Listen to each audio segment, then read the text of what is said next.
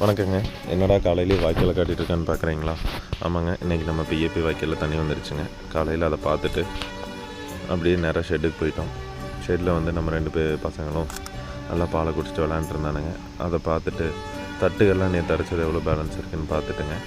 இன்றைக்கி தாட்டு மேலாம் பார்த்துட்டு நம்ம ஷெட்டுக்கு பார்த்தா ஆடுகள்லாம் நம்மளுக்கு வெயிட் பண்ணிகிட்டு இருந்துச்சு.